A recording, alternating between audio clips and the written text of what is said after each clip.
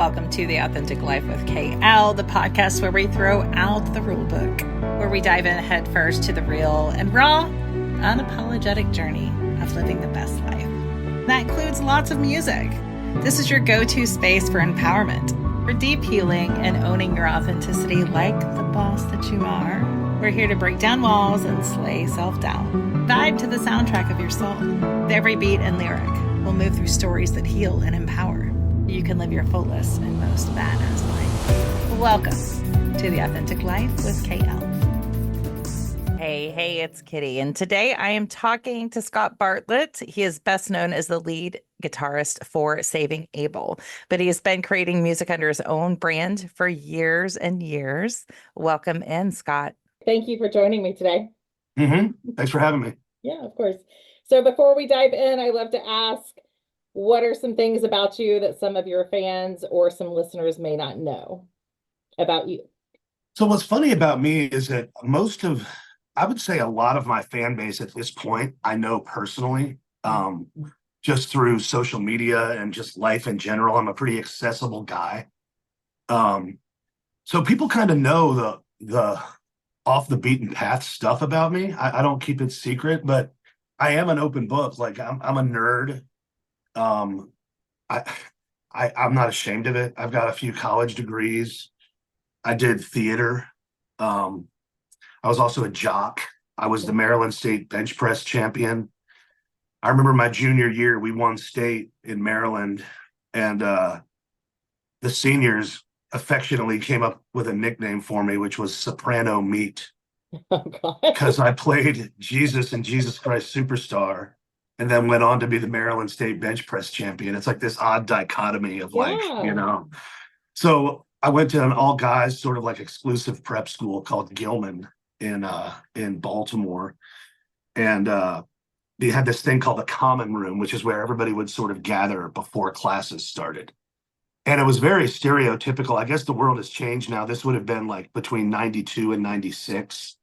It was sectioned off. Like one side was kind of the nerds and one side was the jocks. And I'm proud to say that I was one of the few that could just bounce between both sides sort of unequivocally. And that's helped shape the fabric of who I am. And I'm proud of it. Yeah, I kind of picture you as being a liaison in between a lot of different crowds and a lot of different personalities with that. Well, what's super groovy about it is that it turns out both the jocks and like the theater nerd D&D types could get down with rock and roll guitar. Yeah. So it's the one thing that really does unite everybody is music. So that's fantastic. And I love Jesus Christ Superstar. That's super fun. That's so fun. I had to cut weight. I was about 240, 250 going into football season. To do the Gethsemane scene on the cross at the end, I had to weigh 200 pounds or else the cross wouldn't hold me. So that's a little stressful. It started my lifelong weight battle, honestly. I was like yo-yoing up and down, and I'm just a bigger guy, so 200 wasn't that practical. Right. I remember when we wrapped, we went out and ate, and I ate an ungodly amount of food, and like the next day I was like 218. You're like, no.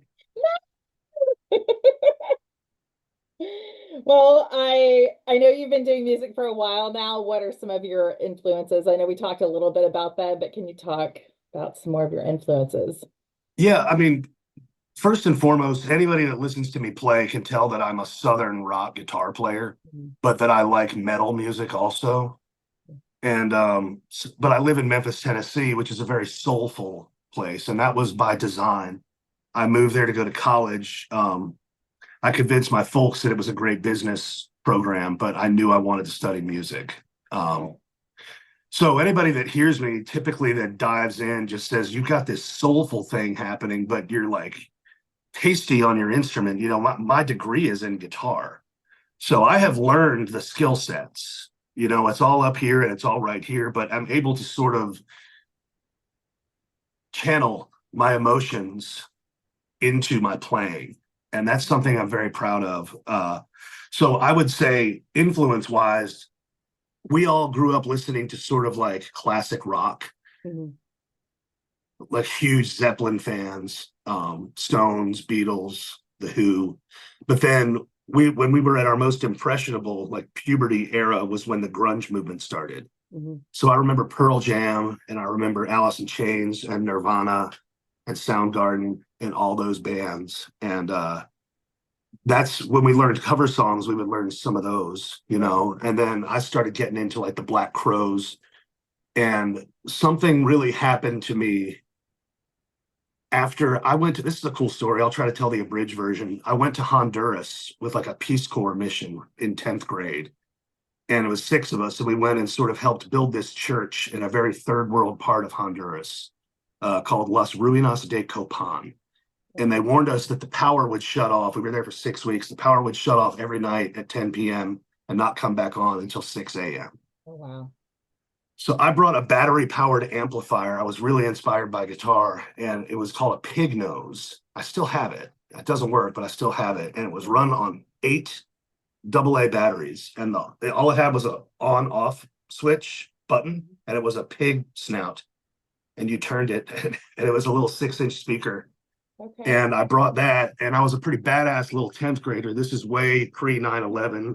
Hopefully I can say this, but I snuck hash into Honduras as a sophomore in high school. And I met this dude named Carlos who was playing in the square at like 10 p.m., like one of the first nights I was there. And he didn't give me the time of day till he found out I had hash. Yeah.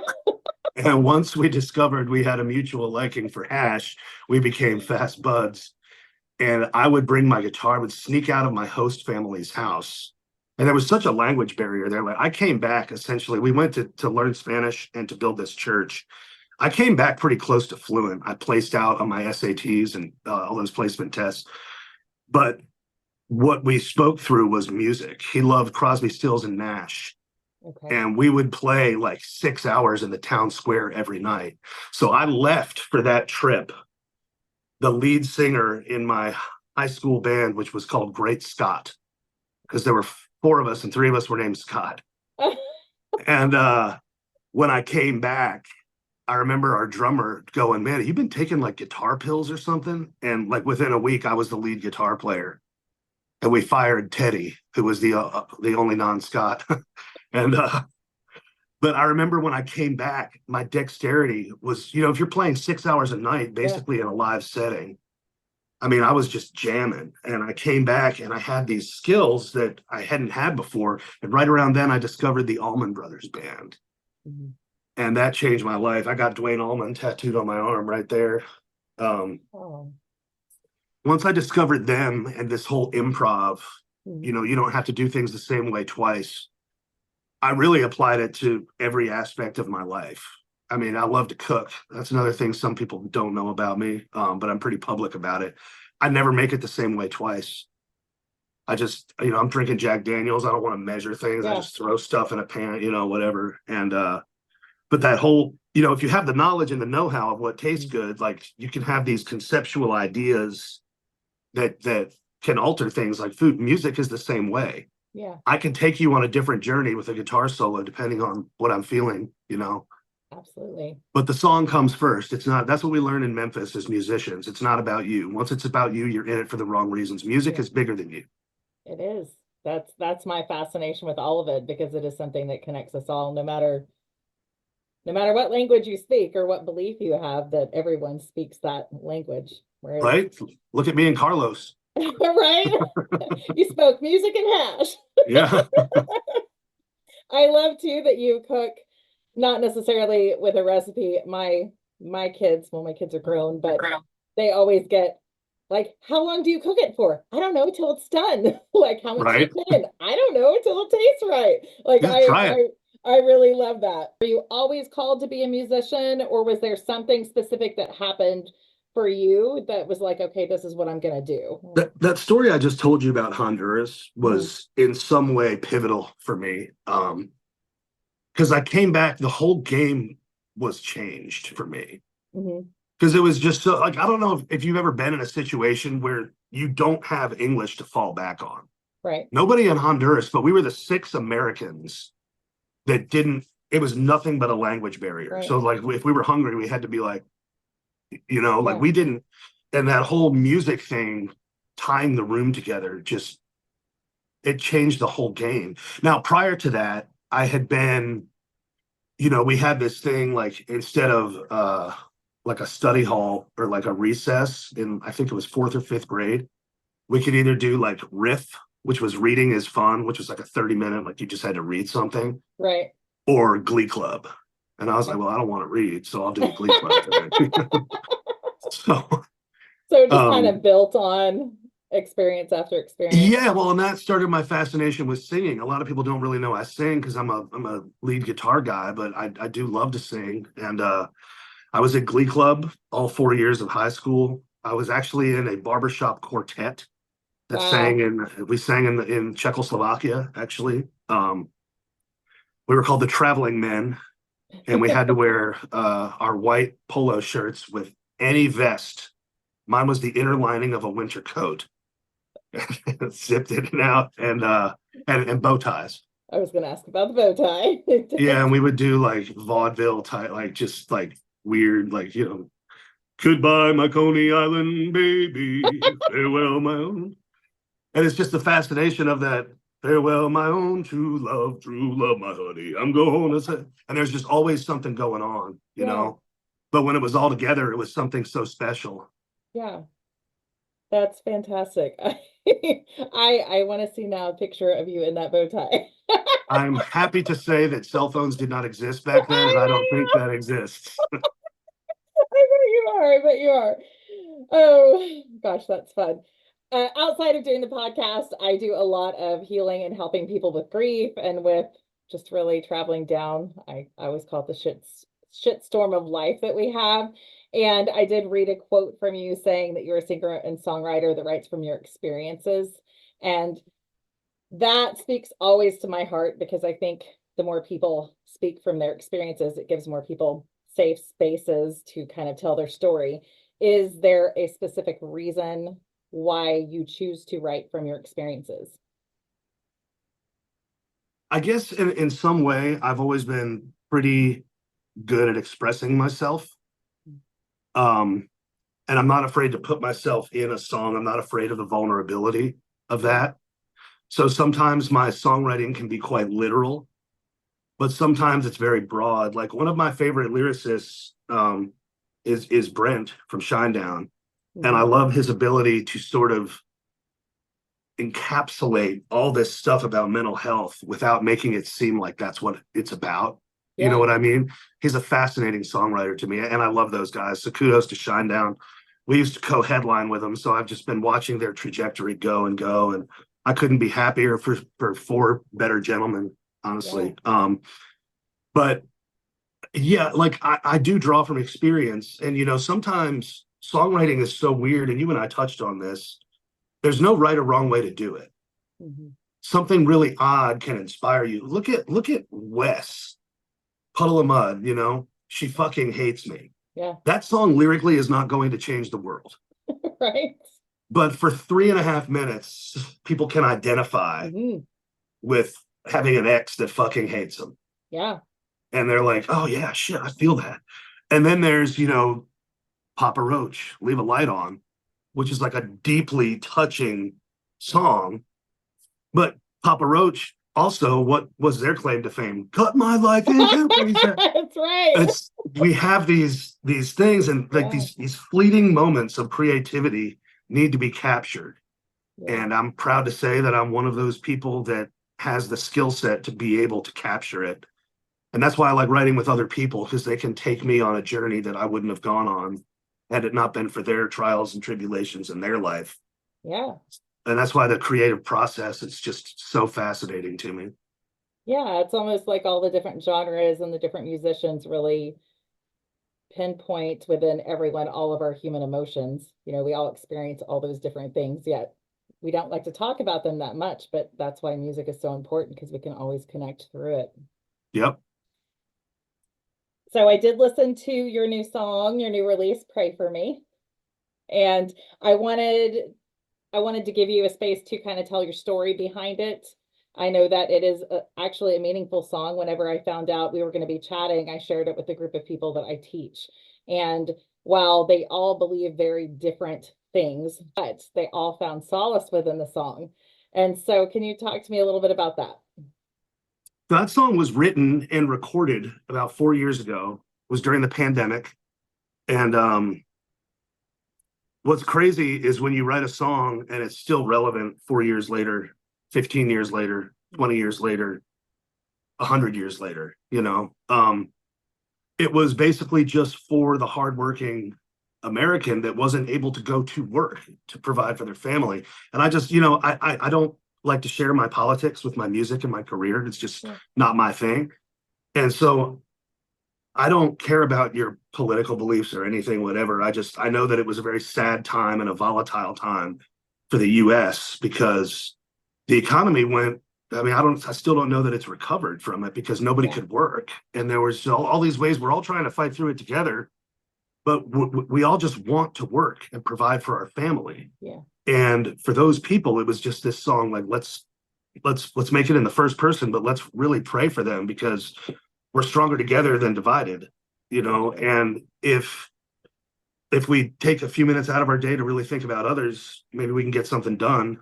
And the lyrics just wrote themselves. My buddy CJ and I wrote that song, and we recorded it with Toby Wright, who recorded most famously with like Alice in Chains. And he's a beast of a producer. And we recorded it. And after I heard it, I was just thinking to myself, I was going to tour that with my friend CJ and the Mad Souls.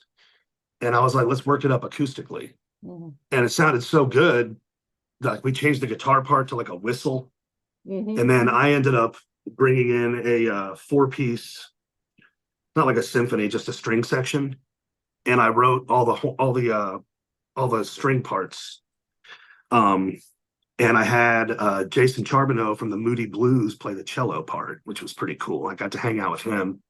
And lyrically, we revisited kind of redoing the lyrics, but we were just like, this is still so relevant. It is. Like we don't have to change a thing, because right now life is still scary for a whole lot of people.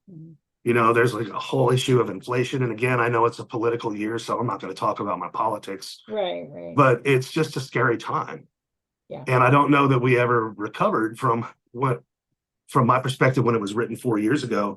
So why not re-release it? It's a great acoustic version of the song. I'm actually performing in Ardmore tonight with my buddy Rick Monroe and Alan Beeler. And we're playing that song. It's like third on the set list. So nice. That's exciting. It is relevant because the whole COVID thing did this whole segregation of everybody being separated from everybody too. Oh, yeah. So yeah, it wasn't even the whole point of like people are struggling financially, but then usually if you're struggling financially, you can lean back on other people. And here we are completely separated. We are struggling financially. We can't lean back on people. You can't do anything.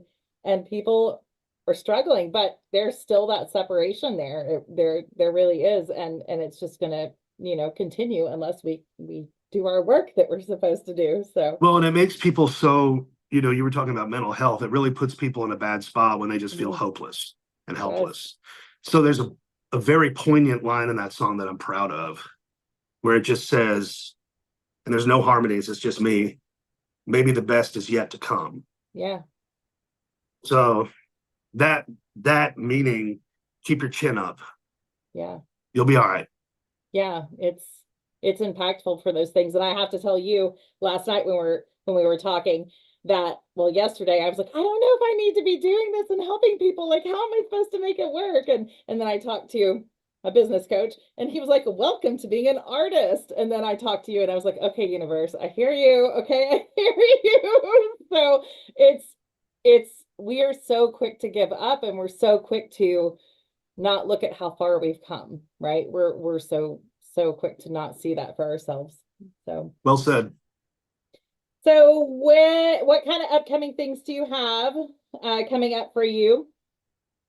So if you want to follow me, the best platform would probably be Facebook, just because of my age. But I am on all the things, the Facebook, the Instagram, the TikTok, the Snapchat, just Scott Bartlett. I've got while Saving Abel is handling some legal matters, I'm just focusing my efforts on myself. So I'm writing with a lot of people. I have actually started a management company called Lifted Management, and we've got about 5, 6 acts that I've talked to all personally. I'm doing a collab with one of those guys that I can't talk about yet, but the song is written and I think it's going to be badass. It's kind of a country rock and roll vibe. So Southern rock, basically. Yeah. I have still my clothing line. You can find merchandise. Just go to my Facebook and you can just DM me because that's how it's so much easier than fulfillment for now. And I do a lot of sales that way. And I spend hours on there a day, like hours. Just ask my girlfriend. I'm on there hours a day, replying and just trying to stay in touch with my fan base. But I mean, as far as like me, Scott Bartlett, and what I've got going on, I'm always going to be busy. So it's the same thing. I've pivoted and I'm not just an artist now. I'm helping manage younger talent so they can basically not make the same mistakes I did. I'm booking bands. I mean, clothing line, cooking, and rocking and a rolling. That's what's next for me. Sounds great. Sounds great. I love that. I say our age. I got a couple years on you, but I love to hear artists that have been around for a while that are like, yeah, I'm gonna start something that way the people don't make the same mistakes I did. Because I've heard that several times. And I think that I mean that's the best learning tool really is to go from someone who does know more of the business and has experience on you if people will listen. But when I think back, like with Abel, which is where the cornerstone of my success sort of came from, we didn't really have social media back then. We had MySpace, you know, but it's become such a tool. And I've watched those sort of platforms grow while gaining fame and popularity with Saving Abel.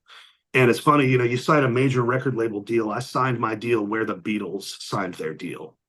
Capitol Records building, same table. Like, I mean, and when that kind of thing happens, you just think, okay, I made it. That's it. That's not it. That's when the work begins. And if I could go back and do it again, I probably wouldn't change a damn thing because I'm pretty happy with who I've become as a human being. Yeah. But my life could have gone in a different way where I was wildly more successful. Right. And I made the decisions that I made and I'm sticking with them. And I would like to educate and coach people that have the same dreams and aspirations that I did. And hopefully they can be wildly more successful than I ever was. Yeah, what a great way to share. So I find value in connecting with others and sharing our perspectives. And you've already shared a lot on mental health, but if someone was to come to you or they're struggling deeply and they need an inspiring word of wisdom, what could you share that might help them? Pray for me. Look, that line, maybe the best is yet to come. Yeah. You're not going to know if you give up. Yeah. That's it. That's perfect. Well, is there anything else you'd like to share with everybody? No, I think you got a lot of good, interesting stuff out of here. It's weird. It's like, well, watching myself while doing this, I'm kind of like, I don't sound that stupid. All right. I actually have some informative things to say. No, you do. And I'm just that person that's fascinated with everybody's story. So I appreciate you digging a little bit and sharing that with me. I'm not the regular. So tell me how the band started. I just love human connection and love to hear stories. So I appreciate you sharing it so much.